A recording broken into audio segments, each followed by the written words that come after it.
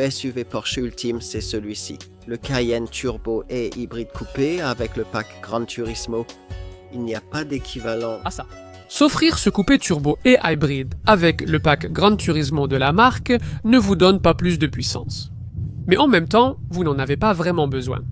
Déjà, ce haut de gamme Cayenne est un véritable monstre, développant une puissance énorme de 739 chevaux. Fort de 950, une manière de couple, le 0 à 100 km/h, se fait en 3,7 secondes vitesse max, 295 km/h. Porsche estime qu'il atteindra 160 km/h en 8 secondes, puis 200 km/h en 12 secondes.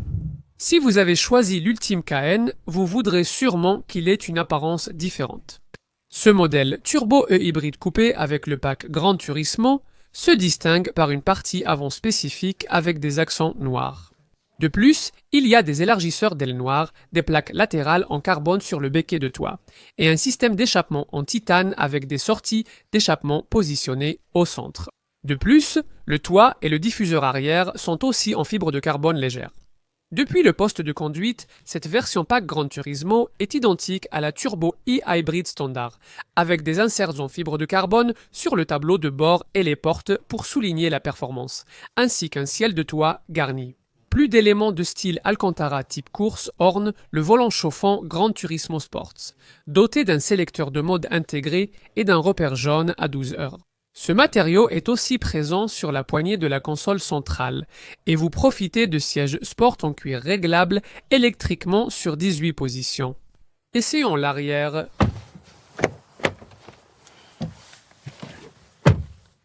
À l'arrière, vous avez la banquette normale sur laquelle vous vous installeriez. La version SUV propose 2 sièges individuels séparés par un plateau de rangement et des portes gobelets.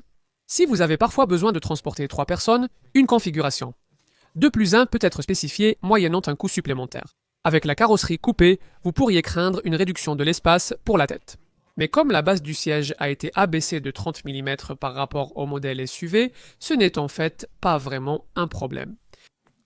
Et le volume du coffre? Avec une variante e-hybride comme celle-ci, le haillon électrique s'ouvre pour révéler seulement 600 litres de capacité. Est-ce que le supplément demandé pour ce modèle avec le pack Gran Turismo est un choix judicieux pour vos économies durement gagnées? Pour le supplément ici, vous pourriez commander une Cayenne coupée turbo et hybride standard avec frein céramique. Ajoutez le Porsche Dynamic Chassis Control et la direction de l'essieu arrière en supplément sur ce modèle avec le pack Gran Turismo. Et il vous resterait encore un peu pour choisir quelques belles finitions. Mais le résultat final n'offrirait pas tout à fait ce sentiment d'invincibilité saisissant que l'on ressent au volant de ce Cayenne ultime. C'est potentiellement addictif, au point de faire de ce modèle le SUV de performance ultime. À vous de décider.